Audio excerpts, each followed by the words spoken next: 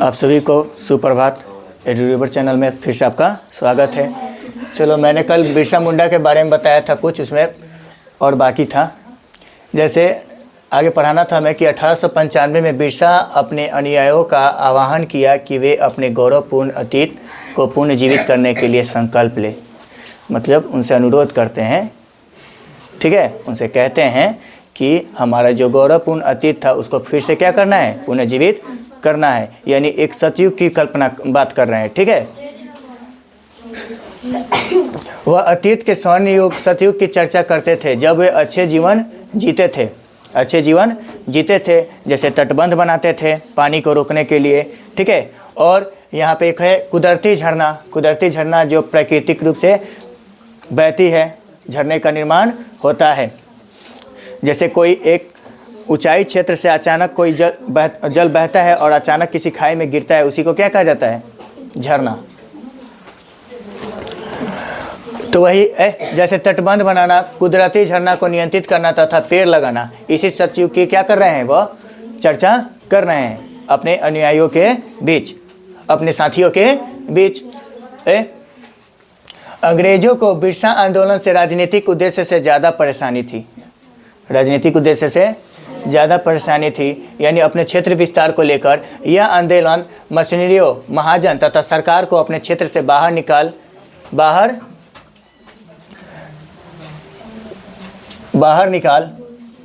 अपना मुंडा राज स्थापित करना चाहते थे। मतलब इनकी नीति थी कि वे दिकुओं को क्या करें, अपने क्षेत्र से बाहर निकालें और अपना मुंडा राज्य स्थापित करें।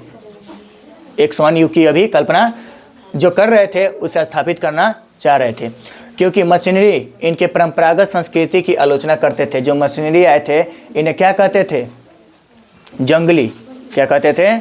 जंगली, असभ्य बताया करते थे, ठीक है।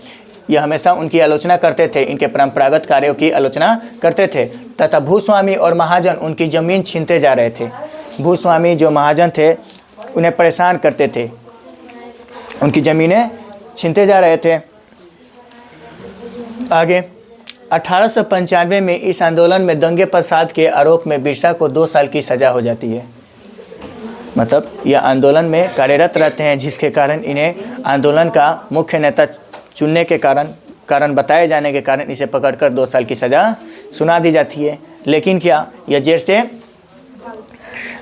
आते हैं 2 साल बाद, यानी 1897 में फिर अपने अनुयायियों का समर्थन जुटाकर अब क्या करते हैं, दिकुओं की संपत्ति पर धावा बोल देते हैं। अब उनकी संपत्ति को ही हानि पहुंचाना चाहते हैं, ठीक है। उसके बाद देखो, अब 1900 में इन्हें फिर इनको सज़ा सुनाई जाती है। और 1900 में रांची जेल में इनकी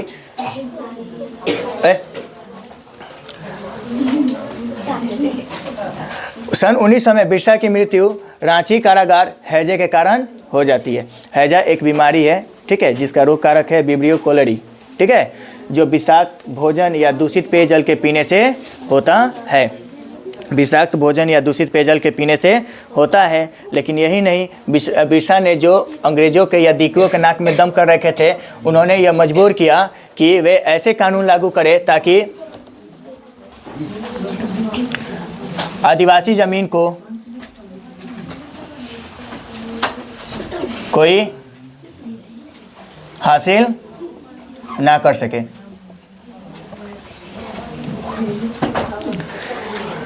चलो, तब इसका हम क्वेश्चन आंसर करा देते हैं। सभी लोग तैयार हो जाओ, क्वेश्चन आंसर कर लो ना। पहला सुनो,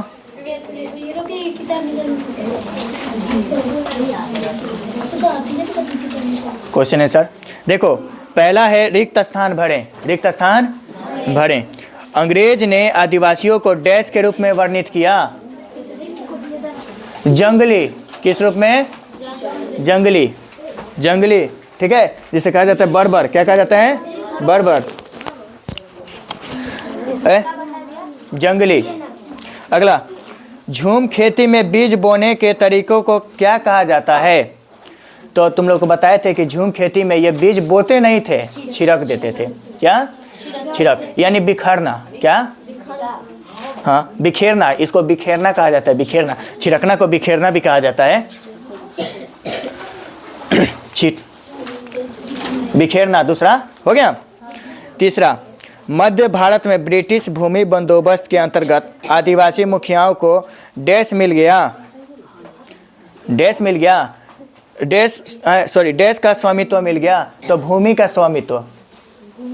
हाँ, भूमि का स्वामित्व मिल गया। मध्य भारत में ब्रिटिश भूमि बंदोबस्त के अंतर्गत आदिवासी मुखियाओं को डैश स्वामित्व मिल गया। तो भूमि का स्वामित्व मिल गया, यानी भूमि का मालिक कौन होगा? आदिवासी लोग। बदले में वे लोग क्या करेंगे? अंग्रेजों के लिए कार्य करेंगे। क्या करेंगे? कार्य करेंगे। आगे, असम के डैश और बिहार के डैश में काम करने के लिए आदिवासी जाने लगे। बताओ तो असम के चाय बागानों और बिहार के कोयला खानों में काम करने के रूप में यह जाने लगे। कौन? आदिवासी लोग। तो असम के चाय बागानों और बिहार की क्या है? कोयला खानों में। बिहार की कोयला खानों में। चलो, अब सही या गलत है? सही या गलत है? देखो, सही या गलत है? सुनो, झूम काश्तकार जमीन की जुताई करते हैं और बीज रोपते हैं। नहीं, झूम काश्तकार मालूम है ना, यह शिकारी और संग्राहक होते थे। ठीक है, यह एक खेती नहीं करते थे। तो यह गलत है। क्या है? क्या है? अगला, व्यापारी संथालों से कृमि कोष खरीद कर उसे 5 गुना ज़्यादा कीमत पर बेचते थे। यह सही है। व्यापारी जो थे इस समय बिचौली का काम कर रहे थे। हाँ, यह सही है। आगे, ग, बिरसा ने अपने अनुयायियों का आह्वान किया कि वे अपने शुद्धिकरण करें। क्या करें? शराब पीना छोड़ दें और डायन व जादू टोने जैसी प्रथाओं में यकीन ना करें। एक साथ बोलो। चलो ठीक है, सही है। आगे, अंग्रेज आदिवासियों की जीवन पद्धति को बचाए रखना चाहते थे। गलत।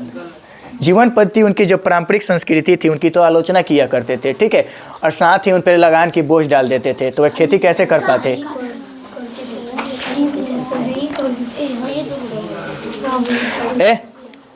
आगे तीसरा क्वेश्चन है। तीसरा क्वेश्चन, ब्रिटिश शासन में घुमंतू काश्तकारों के समय कौन सी समस्याएं थी? तो देखो, इनके पास बहुत सारी समस्याएं थी। जैसे में अंग्रेज ने अपने स्वार्थ के लिए घुमंतू काश्तकारों को एक जगह रहने पर मजबूर किया। एक जगह रहने के मजबूर इसलिए किया ताकि वह उनको ऊपर लगान लाद सके, उनसे कर वसूल कर सके। दूसरा, घुमंतू काश्तकार जो ब्रिटिश मॉडल के अनुसार हल बैल का प्रयोग द्वारा खेती करते थे, जिससे उन्हें कठिनाई होती थी। क्या होती थी? कठिनाई होती थी। ठीक है, क्योंकि वह तो अनुर्वर भूमि होती थी।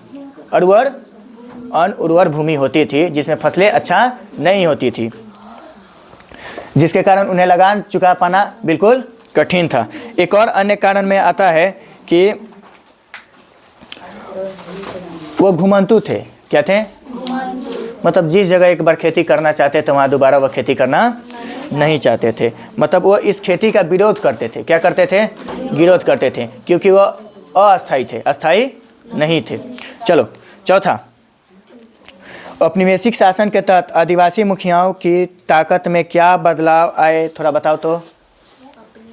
औपनिवेशिक शासन आया तो मुखियाओं की ताकत में क्या बदलाव आए? तो बताए थे तुम लोगों कि जब औपनिवेशिक शासन आया तो ज़मीन के मालिक सिर्फ मुखिया रहेंगे, लेकिन नियम कानून उनका नहीं रहेगा। ये किसका रहेगा? ब्रिटिश शासन का।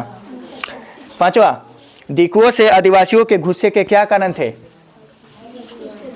हाँ,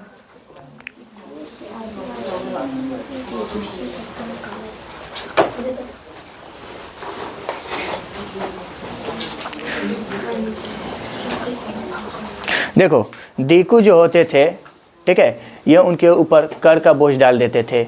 नहीं तो जो महाजन होते थे ये सूदखोर होते थे। क्या होते थे? मतलब ज़्यादा कर्ज दे करके इन्हें इनसे ज़्यादा ब्याज वसूल करते थे, यही इनसे परेशानी थी इन्हें। ठीक है, शॉर्ट में आगे, बिरसा की कल्पना में स्वर्ण युग किस तरह का था? आपकी राय में यह कल्पना लोगों की इतनी आकर्षक क्यों लग रही है? बताओ तो।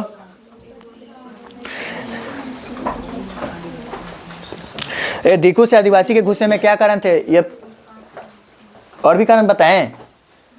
तो देखो, इसमें आदिवासी दीकुओं को अपनी गरीबी और दयनीय अवस्था के कारण मानते थे। गरीबी और दयनीय अवस्था के कारण मानते थे। उनका मानना था कि यह भू राजस्व जो नीति है, यह पारंपरिक नीति नहीं है। पारंपरिक नीति नहीं है, क्योंकि सदियों से हम इस भूमि पर जीते आए हैं, हमारे पूर्वज भी जीते हैं, यह भूमि ही हमारा है। इसलिए इन्हें उनसे दीकुओं से परेशानी थी। देखो, स्वर्ण युग की बात करते हैं। किसकी? बिरसा की कल्पना में स्वर्ण युग किस तरह का था? आपकी राय में यह कल्पना लोगों को इतनी आकर्षक क्यों लग रही है?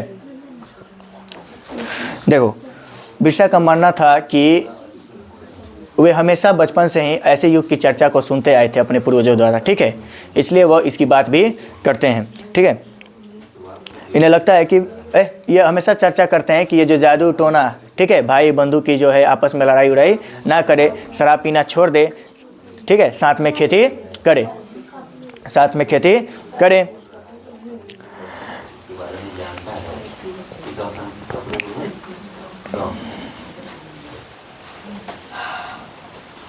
सातवां है कि अपने माता पिता, दोस्तों या शिक्षकों से इस बात करके 20वीं सदी के अन्य आदिवासी विद्रोह के नायकों तथा नाम पता करें और उसकी कहानी अपने शब्दों में करें। उसकी कहानी अपने शब्दों में करें।